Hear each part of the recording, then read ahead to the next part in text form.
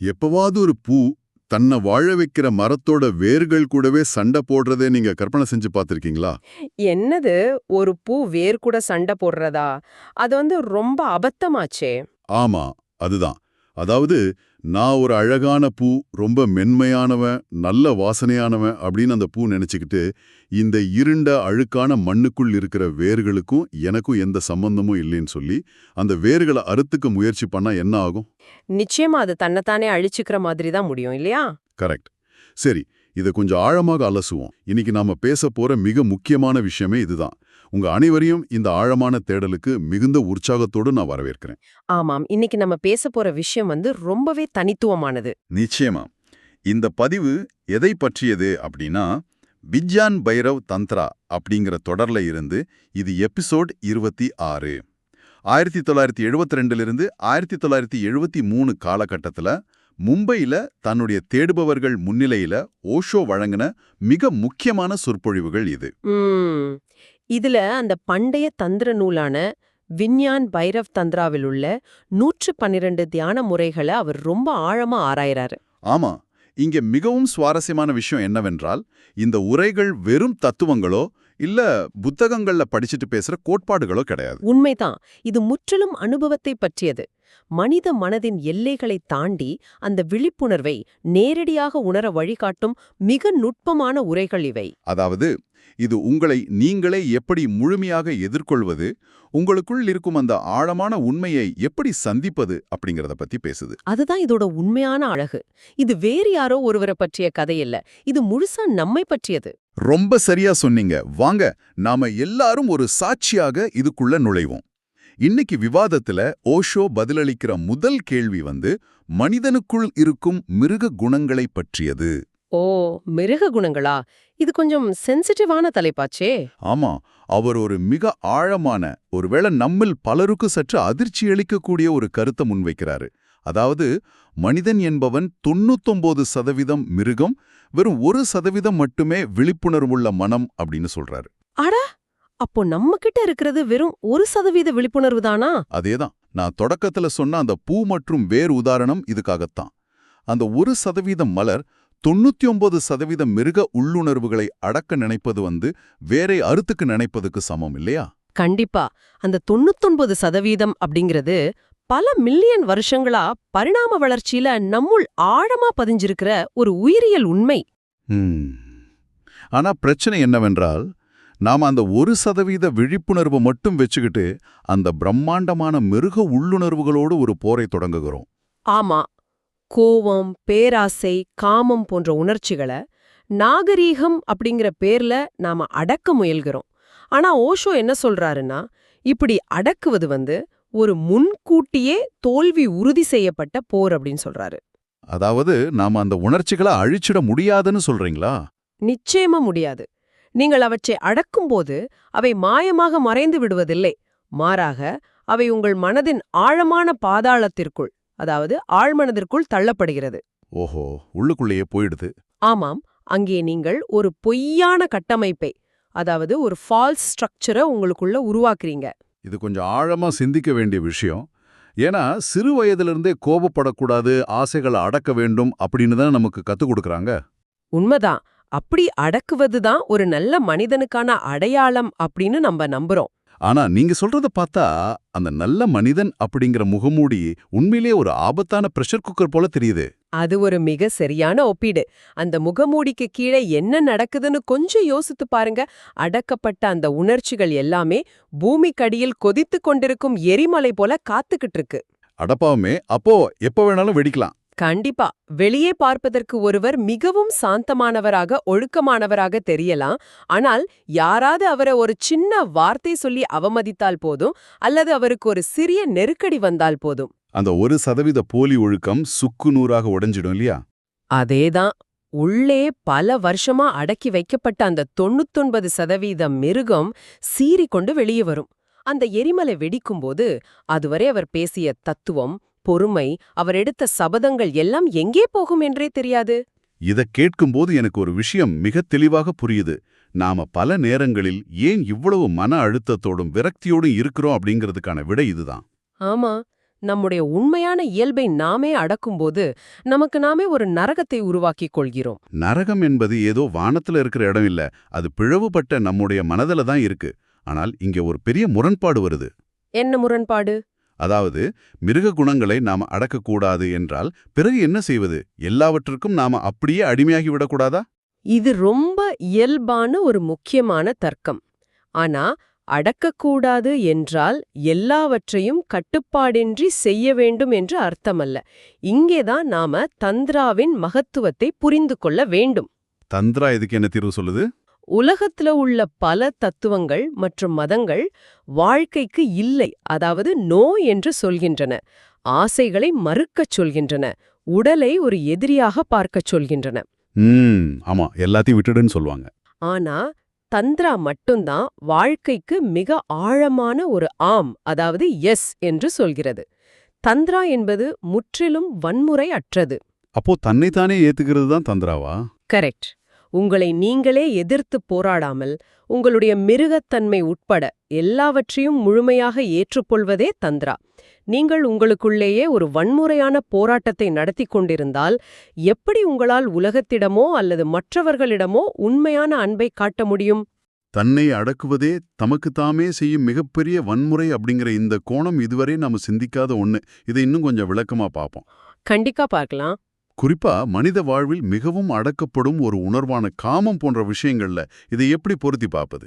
இது தந்திராவை புரிஞ்சிக்க ஒரு மிகச்சிறந்த உதாரணம். ஓஷோ என்ன சொல்றாருன்னா, காமத்தை நீங்கள் வன்முறையாக அடக்கினால் அது நாளடைவில் வெறுப்பாக மாறும் என்கிறார். வெறுப்பாக மாறுமா? அது எப்படி? ஏன்னா காமத்தை அடக்குபவன் அடிப்படையில் பயப்படுகிறான். யாராவது தன்னிடம் ஆழமான அன்பு காட்டினால் அந்த அன்பின் வழியே மீண்டும் காமம் தனக்குள் நுழைந்து விடுமோ என்ற பயம் அவனுக்குள் ஆழமாக பதிந்து விடுகிறது. ஓ, அதனால அவன் மனிதர்களை நேசிக்க பயப்படுகிறான். ஆமாம், அதன் விளைவா அவன் எல்லாரையும் வெறுக்கத் தொடங்குவான், சமூகத்திலிருந்து விலகிச் செல்வான். ஆனால் அதே காமத்தை எந்த போராட்டமுமின்றி நீங்கள் முழுமையாக ஏற்றுக்கொண்டால், அதை ஆழமாக புரிந்து கொண்டால் என்ன நடக்கும் தெரியுமா? என்ன நடக்கும்? அந்த ஆற்றல் தன் இயல்பிலேயே மேல்நோக்கி நகர்ந்து தூய்மையான அன்பாக மலரும். அறிவியலில் சொல்வது போல ஆற்றலை அழிக்க முடியாது, அதை ஒரு வடிவத்திலிருந்து இன்னொரு வடிவத்திற்கு மாற்ற மட்டுமே முடியும். அந்த ஆற்றலை எப்படி நேர்மறையாக பயன்படுத்துவது என்பதுதான் இங்கே சூட்சுமம். இதை விளக்குவதற்கு ஓஷோ சொல்லும் அந்த செயின்ட் பிரான்சிஸ் கதை எனக்கு நினைவுக்கு வருது. ஓ, அந்த மரணப்படுக்கை சம்பவமா? ஆமாம், அது உண்மையில் நெஞ்சை உருக்கும் ஒரு சம்பவம். செயின்ட் பிரான்சிஸ் தன் வாழ்நாள் முழுவதும் தன் உடலை ஒரு எதிரியைப் போல பார்த்தார். பல நாட்கள் பட்டினி கடப்பது, உடலை வருத்திக் கொள்வது என்று தன் உடலோடு ஒரு பெரிய போரையே நடத்தினார். நிறைய மகான்கள் அப்படி செஞ்சிருக்காங்க. ஆனால் அவர் மரணப்படுக்கையில் இருந்தபோது திடீரென்று ஒரு பெருவுண்மை அவருக்கு புரிந்தது. அவர் தன் உடலை பார்த்து நெகிழ்ந்து கண்கலங்கி நன்றி சொன்னாராம். அட, என்னன்னு சொன்னாரு? என் உடலே, நீ எனக்கு எவ்வளவு உதவிகள் செய்திருக்கிறாய். ஆனால் நான் உன்னை ஒரு கொடிய எதிரியைப் போல நடத்தினேன், உன்னை தண்டித்தேன். ஆனாலும் எந்த எதிர்பார்ப்பும் இல்லாமல் நீ எனக்கு ஒரு சிறந்த நண்பனாகவே இறுதி வரை இருந்திருக்கிறாய் அப்படின்னு அவர் அழுதாராம். ரொம்ப உருக்கமான தருணம் அது. அவர் கடைசியில் அந்த வன்முறையை கைவிட்டார். ஆமா, தன் வாழ்க்கையின் கடைசி நிமிடத்தில்தான் அவர் அதை புரிஞ்சுகிட்டார். ஆனா தந்திரா என்ன சொல்கிறது தெரியுமா? மரணப்படுக்கையில் உங்கள் உடலின் மதிப்பை உணர்வதற்கு பதிலாக உங்கள் வாழ்க்கையின் ஆரம்பத்திலேயே உங்கள் உடலை நேசிக்கத் தொடங்குங்கள் என்று சொல்கிறது. ஆரம்பத்திலே ஏத்துக்கணும். ஆமா, உங்கள் உடல் என்பது வெறும் சதையும் எலும்பும் அல்ல, அது இந்த பிரபஞ்சத்தின் ஒரு சிறிய வடிவம். கொஞ்சம் சிந்தித்து பாருங்கள். சொல்லுங்க. பிரபஞ்சத்தில் எந்த மாபெரும் சக்தி நட்சத்திரங்களையும் கோள்களையும் படைத்து தொடர்ந்து இயங்க செய்து கொண்டிருக்கிறதோ அதே படைப்பு சக்திதான் உங்களுக்குள் காமமாக இருக்கிறது. அது உங்களை விலங்கோடு இணைக்கும் கடந்த காலம் மட்டுமல்ல, அதனுள்தான் உங்கள் எதிர்காலமும் உங்கள் தெய்வீக தன்மையும் ஒரு விதையாக ஒளிந்திருக்கிறது. பிரம்மாண்டமான படைப்பு சக்தியும் நமக்குள் இருக்கும் சாதாரண இயல்பும் ஒன்றுதான் அப்படின்னு சொல்லும்போது நம் உடலின் மீதான மரியாதையே மாறிவிடுகிறது. நிச்சயமா. சரி, நாம இதை ஏற்றுக்கொள்கிறோம். தந்திராவின் அந்த எஸ் அப்படிங்கறத புரிந்து கொள்கிறோம். ஆனால் இங்கே கேட்பவர்களுக்கு ஒரு சந்தேகம் வரலாம். என்ன சந்தேகம்? அப்படியானால் நம்மை நாம் கட்டுப்படுத்தவே வேண்டாமா? மனம் எல்லாவற்றிற்கும் ஒரு எஜமானனாக வேண்டாமா? இதை அப்படியே விட்டால் வாழ்க்கை தருகெட்டு ஓடாதா அப்படிங்கிற பயம் வருமே. இது மிகவும் இயல்பாக எழும் ஒரு பயம்தான். ஆனால் இங்கேதான் தந்திராவின் மைய கருத்தே இருக்கிறது. கட்டுப்பாட்டை விட, அதாவது கண்ட்ரோல் பண்றதை விட புரிதல் மட்டுமே ஒருவனை உண்மையான எஜமானன் ஆக்கும். கண்ட்ரோல் பண்றது வேலைக்காகாதா? ஆகாது. மனம் எதை கட்டுப்படுத்த முயற்சித்தாலும் அது அங்கு ஒரு போராட்டத்தையே உருவாக்கும். உண்மையாகச் சொல்லப்போனால், யார் தனக்குள் உண்மையான எஜமானன் இல்லையோ அவன்தான் எஜமானனாக போராடுவான். உண்மையான எஜமானன் போராட மாட்டான். அவன் தன் இயல்பை புரிந்து கொள்வான். கட்டுப்பாட்டிற்கும் புரிதலுக்கும் உள்ள அந்த வித்தியாசத்தை விளக்க ஓஷோ சொல்லும் அந்த புகழ்பெற்ற ஜென் கதை மிகச்சரியாக பொருந்தும். ஆமா, அந்த போர்வீரன் மற்றும் எலி கதைதானே? அதேதான். இதை கொஞ்சம் விரிவாக சொல்லணும். ஒரு பெரிய ஜென் போர்வீரன் இருந்தான். வாழ்வீச்சில் அவனை மிஞ்ச யாரும் இல்லை. ஆனா அவனுக்கு ஒரு சாதாரண எலியால பெரிய தொந்தரவு வந்தது. ஒரு எலியால ஒரு பெரிய போர்வீரனுக்கு தொந்தரவா? ஆமா, அந்த எலி எந்த பயமும் இல்லாமல் அவன் படுக்கைக்கு வந்து அவனையே முறைத்து பார்த்தது. அந்த வீரனுக்கு கோபம் தாங்கவில்லை. நான் ஒரு மாபெரும் வீரன், என்னை ஒரு சின்ன எலி பயமுறுத்துவதா அப்படின்னு சொல்லி தன் கூர்மையான வாளை எடுத்து அந்த எலியை வெட்ட பாய்ந்தான். அப்புறம் என்ன ஆச்சு? வெட்னானா? அதுதான் இல்ல. அந்த எலி மிக லாவகமாக தப்பித்துக் கொள்ள அவனது வாள் சுவரில் பட்டு துண்டு துண்டாக உடைந்தது. ஒரு மாபெரும் போர்வீரன் தன் முழு பலத்தையும் பயன்படுத்தி ஒரு சாதாரண எலியிடம் தோற்றுப் போனான். அந்த வீரன் போராட ஆரம்பித்த உடனேயே அவன் தோற்றுவிட்டான் என்பதுதான் அங்கே நிதர்சனம். அவன் கோபப்பட்டதால் அந்த எலி மேலும் தைரியமாகிவிட்டது. ஆமா, பின்பு அவன் தன் நண்பர்களிடம் ஆலோசனை கேட்டான். அவங்க சிரிச்சுக்கொண்டே, எலியிடம் போய் வாளை கொண்டு சண்டை போடுகிறாயே, ஒரு பூனையை கொண்டு வா அப்படின்னு சொன்னாங்க. அது ஒரு நல்ல ஐடியா தான். ஆனா அந்த வீரனை எலி தோற்கடித்த செய்தி ஊர் முழுக்க பரவியதால சாதாரண பூனைகள் எல்லாம் பயந்து விட்டன. அவ்வளவு பெரிய வீரனையே அந்த எலி தோற்கடித்து விட்டது, நாம் போனால் அவ்வளவுதான் என்று அந்த ஊர் பூனைகள் ஒரு கூட்டம் போட்டன. அட கடவுளே, பூனைகளுக்கே பயம் வந்துருச்சா? ஆமா, அப்புறம் தங்களுக்குள் ஒரு சாம்பியன் பூனைய, அதாவது மிகவும் பலசாலியான பூனையை தேர்ந்தெடுத்து அனுப்பின. அந்த சாம்பியன் பூனை உள்ளே போய் என்னென்னவோ டெக்னிக்களை யோசித்தது. எப்படி பாய்வது, எந்த கோணத்தில் தாக்குவது என்று கணக்கு போட்டது. பெரிய பிளான் பண்ணிருக்கு. ஆனா அந்த எலி சற்றும் எதிர்பாராத வகையில் அந்த பூனையின் மீது பாய்ந்த வேகத்தில் அந்த சாம்பியன் பூனை பயந்து போய் மாரடைப்பு வந்து இறந்து விட்டது. இது கேட்பதற்கு வேடிக்கையாக இருந்தாலும் நம் மனதின் நிலையை அப்படியே பிரதிபலிக்கிறது. அந்த சாம்பியன் பூனை தான் நம்முடைய அறிவு, நம்முடைய கட்டுப்பாட்டு உத்திகள். நாம் அப்படித்தானே ஒவ்வொரு விஷயத்தையும் கணக்கு போட்டு கண்ட்ரோல் பண்ண நினைக்கிறோம். சரியா சொன்னீங்க. கடைசியாக அந்த வீரன் வேறு வழியின்றி அரசனிடம் சென்று அரண்மனையில் உள்ள ஒரு விசேஷ பூனையை கேட்டான். அரசனும் ஒரு சாதாரண தோற்றமுள்ள தூக்க கலக்கத்தோடு இருந்த ஒரு பூனையை கொடுத்தார். தூக்க கலக்கத்தில் இருந்த பூனையா? ஆமா. வீரனுக்கு ஒரே ஏமாற்றம். பெரிய சாம்பியன் பூனையே செத்துப்போச்சே, இந்த சாதாரண பூனை என்ன பண்ண போகுது அப்படின்னு நினைத்தான். ஆனால் அந்த அரண்மனை பூனை அறைக்குள் போனது, எந்த திட்டமும் போடவில்லை, எந்த உத்தியையும் பயன்படுத்தவில்லை. ஒரே நொடியில் எலியை கவ்விக்கொண்டு வெளியே வந்தது. Wow, super! மற்ற பூனைகளெல்லாம் ஆச்சரியத்துடன், எப்படி உன்னால் மட்டும் முடிந்தது, என்ன தந்திரம் பயன்படுத்தினாய் அப்படின்னு கேட்டன. அதற்கு அந்த பூனை சாதாரணமாக சொன்னது, நான் பூனை, அது எலி, வேறு எந்த தந்திரமும் இங்க தேவையில்லை, நான் என் இயல்பில் இருந்தேன், அவ்வளவுதான் என்று சொல்லுச்சு. எப்பேற்பட்ட ஆழமான தத்துவம் இது! அந்த பூனையின் கதை நமக்கு உணர்த்துவது ஒரு பெரிய வாழ்வியல் உண்மைய. என்ன உண்மை அது?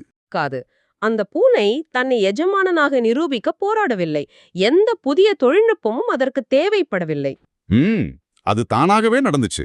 ஆமாம், நீங்களும் உங்கள் இயல்பை, உங்கள் கோபத்தை, உங்கள் ஆசைகளை உள்ளபடி புரிந்து கொண்டால் மனம் ஒரு எஜமானனைப் போல போராட தேவையில்லை.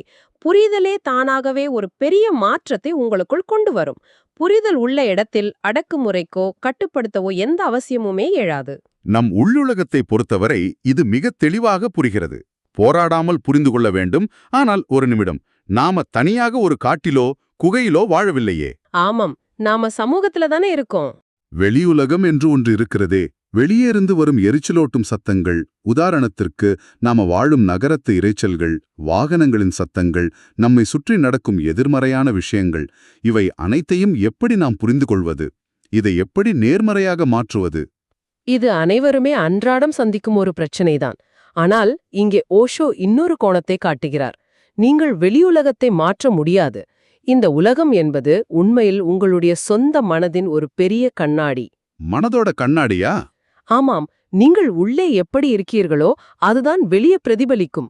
நீங்கள் உள்ளே அமைதியின்றி நெகட்டிவா இருந்தால் கண்ணாடியில் தெரியும் உலகமும் உங்களை எரிச்சல் படுத்துவதாகவே தோன்றும். ஓ, அப்போ தப்பு நம்ம மேலதானா? நீங்கள் சத்தத்தை கண்டு எரிச்சலடைகிறீர்கள் என்றால் அந்த சத்தம் உங்களை தொந்தரவு செய்யவில்லை. எல்லாம் அமைதியாக இருந்தால்தான் நான் நிம்மதியாக இருப்பேன் என்று உங்களுக்குள் நீங்கள் விதித்திருக்கும் நிபந்தனைகள்தான் உங்களை தொந்தரவு செய்கின்றன.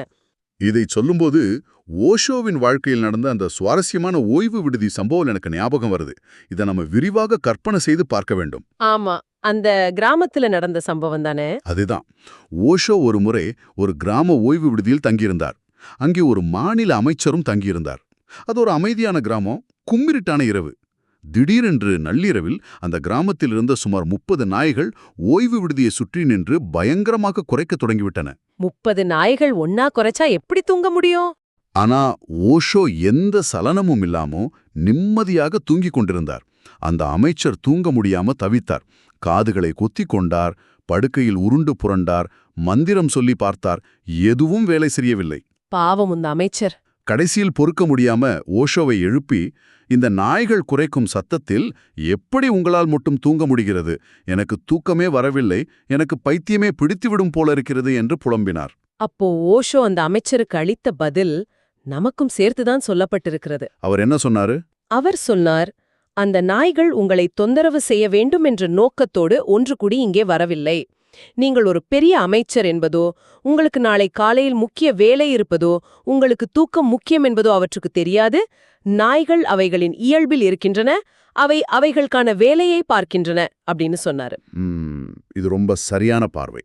அமைச்சரின் உண்மையான பிரச்சனை நாய்கள் குறைப்பதல்ல. நாய்கள் குறைப்பதை நிறுத்தினால் மட்டுமே நான் தூங்குவேன் என்றவர் தன் மனதிற்கு போட்டிருந்த நிபந்தனைதான் அவரை தூங்கவிடாமல் தடுத்தது. இது உண்மையில் ஒரு பெரிய திறப்பு. நாம ஒவ்வொருவரும் நம் வாழ்க்கையில் இப்படி எத்தனை நிபந்தனைகளை போட்டு வைத்திருக்கிறோம். இந்த சத்தம் நின்றால்தான் நான் அமைதியாக இருப்பேன், என் குழந்தை நான் சொல்வதை கேட்டால்தான் நான் சந்தோஷமாக இருப்பேன் அப்படின்னு. ஆமா, இந்த நிபந்தனைகள்தான் பிரச்சனையின் ஆணிவேர். பிறகு அந்த அமைச்சர் என்ன செய்தார்? அந்த நிபந்தனையை விலக்கிக் கொள்ளும்படி ஓஷோ கூறினார். நாய்கள் குறைப்பதை எதிர்க்காதீர்கள், அதை முழுமையாக ஏற்றுக்கொண்டு அதன் ஓசையை ரசித்துக் கேளுங்கள் என்று கூறினார். அமைச்சர் அதை செஞ்சாரா? அமைச்சர் வேறு வழியின்றி படுக்கையில் படுத்துக்கொண்டு அந்த சத்தத்தோடு போராடுவதை விட்டார். அந்த ஓசையை அப்படியே கவனித்தார். ஆச்சரியப்படும் விதமாக சிறிது நேரத்திலேயே அந்த குறைக்கும் சத்தமே ஒரு ஆழமான தாலாட்டு போல மாறி அமைச்சர் ஆழ்ந்த உறக்கத்திற்கு சென்று விட்டார். அட, சத்தமே தாலாட்டா மாறிடுச்சா? மறுநாள் காலையில் இது ஒரு அற்புதம் என்று ஓஷோவிடம் அவர் கூறினார். உலகம் எப்பொழுதும் தன் போக்கில் இயங்கிக் கொண்டிருக்கிறது. அதோடு நாம் போராடுவதை நிறுத்திவிட்டு ஒரு ஏற்புத் தன்மையோடு இணையும்போது எரிச்சலூட்டும் சத்தம் கூட அமைதியாக மாறிவிடுகிறது. அப்படியானா நாம ஏன் எப்போதுமே எல்லாவற்றோடும் போராடிக் கொண்டே இருக்கிறோம்? உள்ளே இருக்கும் உணர்வுகளாகட்டும், வெளியே இருக்கும் நாய்களாகட்டும், எல்லாவற்றோடும் ஒரு சண்டை. வாழ்க்கையின் நீரோட்டத்தோட மிதந்து செல்லாமல் ஏன் எப்போதும் எதிரி நீச்சல் போடுகிறோம்? இது மனிதர்களோட ஒரு பொதுவான குணமாயிடுச்சு. முல்லா நஸ்ருதீனின் அந்த நகைச்சுவை கதை ஒன்று வருமே. ஆற்றில் பெருவெள்ளம் வந்தபோது அதில் அடித்துச் செல்லப்பட்ட தன் மனைவியை தேடி முல்லா ஆற்று நீரோட்டத்திற்கு எதிராக, அதாவது மேல் நோக்கி நீந்திக் கொண்டிருந்தார். வெள்ளத்துல அடிச்சுட்டு போனவங்கள கீழ் திசையில தானே தேடணும். அதையேதான் கரையில இருந்தவர்கள் கேட்டாங்க. முல்லா, என்ன பைத்தியக்காரத்தனம் இது? வெள்ளத்தில் விழுந்தவர்கள் நீரோட்டத்தின் திசையில்தானே அடித்துச் செல்லப்பட்டிருப்பார்கள், நீ ஏன் மேல் நோக்கி போகிறாய் என்று கத்தினார்கள். அதுக்கு முல்லா என்ன சொன்னாரு? முல்லா மூச்சு வாங்கிக் கொண்டே சொன்னார், உங்களுக்கு என் மனைவியைப் பற்றி தெரியாது. அவளுக்கு எப்பொழுதும் எல்லாவற்றிலும் எதிர்நீச்சல் போழ்வது நான் பிடிக்கும். கண்டிப்பா அவ மேலதான் போயிருப்பா அப்படின்னு சொன்னாராம். முல்லாவின் கதை கேட்பதற்கு வேடிக்கையாக இருந்தாலும் அது மனித மனதின் உண்மையான துயரமான நிலையை காட்டுகிறது. நாம எல்லாரும் முல்லாவோட மனைவி மாதிரி தானா? ஆமாம், நாம் அனைவரும் முல்லாவின் மனைவியைப் போலதான். நாம் ஏன் வாழ்க்கையின் நீரோட்டத்தை கண்டு பயப்படுகிறோம் தெரியுமா? இதில் சில ஆழமான உளவியல் காரணங்கள் உள்ளன. என்ன காரணங்கள் அது? முதல் காரணம் நம்முடைய ஈகோ, அதாவது அகங்காரம். இந்த அகங்காரம் நிலைத்திருக்க வேண்டுமென்றால் அதற்கு தொடர்ந்து ஒரு போராட்டம் தேவைப்படுகிறது. நீரோட்டத்தோடு மிதந்து சென்றால் அங்கே நீங்கள் இல்லை, நதி மட்டுமே இருக்கிறது. அங்கே அகங்காரம் அழிந்து விடுகிறது. எதையாவது எதிர்த்து போராடும் போதுதான் நான் இருக்கிறேன் என்ற உணர்வு அகங்காரத்திற்கு கிடைக்கிறது. அதாவது நம்முடைய ஈகோ உயிரோடு இருக்க வேண்டுமென்றால் அதற்கு ஒரு எதிரி தேவை. அதனால் நாமே எதிரிகளை உருவாக்கிக் கொள்கிறோம். இது தவிர வேறென்ன காரணம் இருக்க முடியும்? நாம் வாழ்க்கையின் போக்கில் மிதக்க தயங்குவதற்கு. மிக முக்கியமான காரணம் அறியாதவற்றின் மீதான பயம். வாழ்க்கை என்பது ஒரு நதி போன்றது. அது சதா மாறிக்கொண்டே இருக்கும் ஒரு ஓட்டம். அது எப்போது எப்படி மாறும், நாளை என்ன நடக்கும், எங்கு நம்மை கொண்டு சேர்க்கும் என்பது யாருக்கும் தெரியாது. ஆமா, எதிர்காலம் எப்பவுமே ஒரு கேள்விக்குறிதான். ஆனால் நம் மனம் எப்போதுமே பழக்கப்பட்ட தனக்கு தெரிந்த நிச்சயத்தன்மையை மட்டுமே விரும்புகிறது, பாதுகாப்பை தேடுகிறது. இந்த நிச்சயத்தன்மையை நோக்கிய மனதின் ஓட்டத்தால தான் நாம மனித உறவுகளை கூட சிக்கலாக்குகிறோமா? ஓஷோ இதை பற்றி கூறும்போது மனிதன் உயிருள்ள உறவுகளை கூட உயிரற்ற பொருளாக மாற்றிவிடுகிறான் என்று சொல்வது மிகவும் கூர்மையான விமர்சனமாக தோன்றுகிறது. இதை எப்படி புரிந்து கொள்வது? ஓஷோ என்ன கேக்குறாருன்னா, அன்பை விட்டுவிட்டு மனிதன் ஏன் திருமணத்தை நோக்கி ஓடுகிறான் என்ற ஒரு கேள்வியை முன்வைக்கிறார். இதை சற்று ஆழமாக பாருங்க. சொல்லுங்க. அன்பு என்னது நதியை போல, அது எந்த நிமிடமும் மாறலாம். அது மிகவும் உயிருள்ளது. இன்று இருக்கும் அன்பு நாளை இருக்காது போகலாம் என்ற ஒரு பாதுகாப்பற்ற தன்மை அதில் இருக்கிறது. ஆனால் மனம் எப்போதுமே ஒரு உத்தரவாதத்தை, பாதுகாப்பை தேடுகிறது. அதனாலதான் கல்யாணம் பண்ணிக்கிறாங்களா? ஆமாம். அதனால் அன்பு என்ற உயிருள்ள உணர்வை திருமணம் என்ற ஒரு நிறுவனமாக, ஒரு சட்டப்பூர்வமான ஒப்பந்தமாக மாற்றுகிறது. ஒரு உயிருள்ள ஆணை அல்லது பெண்ணை கணவன் அல்லது மனைவி என்ற ஒரு பொருளாக மாற்றி நிச்சயத்தன்மையை நாம் தேடுகிறோம். பொருளாக மாத்துறோமா? அது ரொம்ப கடுமையான வார்த்தையா இருக்கே. ஏன்னா ஒரு பொருளை நாம் எப்பொழுதும் கட்டுப்படுத்தலாம், சொந்தம் கொண்டாடலாம். நாற்காலியோ மேசையோ நம்மை விட்டு போகாது. ஆனால் வாழ்க்கையையோ அன்பையோ அப்படி ஒரு பொருளை போல சிறைப்பிடிக்க முடியாது. உண்மை, அதாவது டுவாலிட்டி பற்றி ஒரு ஆழமான விஷயத்தை பார்த்தோம். அது என்ன? பிரபஞ்சத்தின் அடிப்படை இயல்பே இருமைதான். மூச்சை உள்ளே இழுப்பது எப்படி முக்கியமோ அதே அளவு மூச்சை வெளியே விடுவதும் முக்கியம். இரண்டும் ஒன்றோடொன்று தொடர்புடையவை. ஆமாம், ஒன்னு இல்லாம இன்னொன்னு இல்ல. அதுபோலதான் இன்பமும் துன்பமும், வாழ்க்கையும் மரணமும். ஆனால் நம் மனம் எப்போதுமே தனக்கு வேண்டியதை மட்டும் தேர்ந்தெடுக்க நினைக்கிறது. இன்பம் வேண்டும் ஆனால் துன்பம் வேண்டாம் என்கிறது. வாழ்க்கை வேண்டும் ஆனால் மரணம் வேண்டாம் என்கிறது. அதாவது மலைச்சிகரங்கள் வேண்டும் என்று ஆசைப்படும் நாம் பள்ளத்தாக்குகளை வெறுக்கிறோம். ஆனால் பள்ளத்தாக்குகள் இல்லாமல் சிகரங்கள் எப்படி உருவாக முடியும்?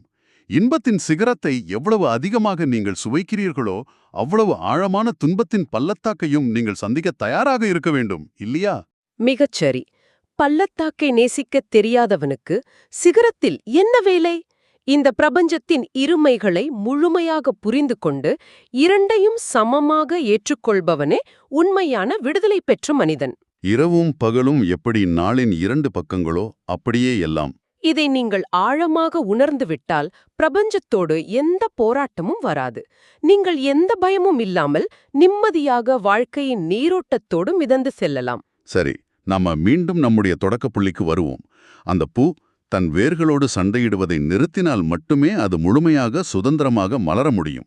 அதைப் போலவே நமக்குள்ளே இருக்கும் விலங்குத்தன்மையை, நம் ஆற்றலை, இந்த வாழ்க்கையின் இன்பத் துன்பங்களை நாம் எதிர்த்து போராடாமல் முழுமையாக தழுவிக்கொள்ளும் போதுதான் நம்முடைய உண்மையான பயணம் தொடங்குகிறது.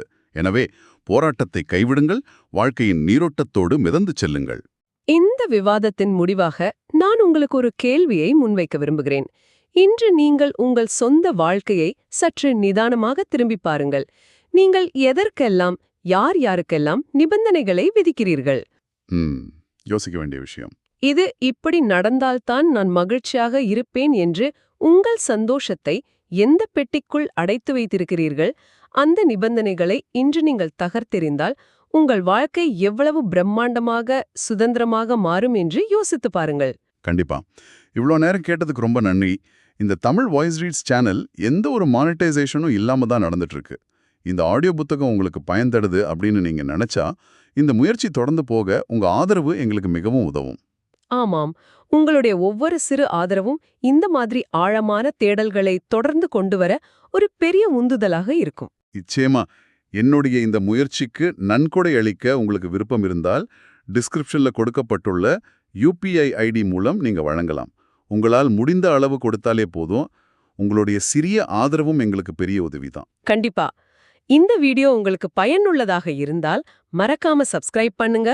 உங்க நண்பர்கள் மற்றும் மற்றவர்களுக்கும் இதை பகிர்ந்து கொள்ளுங்கள். ஏன்னா இந்த கருத்துக்கள் அவர்களுக்கும் ஒருவேளை ரொம்ப தேவையாக இருக்கலாம். அதனால வீடியோவை லைக் பண்ணுங்க, உங்களுடைய கருத்துக்களை கமெண்ட்ல எங்களோட பகிருங்கள். மனப்பூர்வமான நன்றி.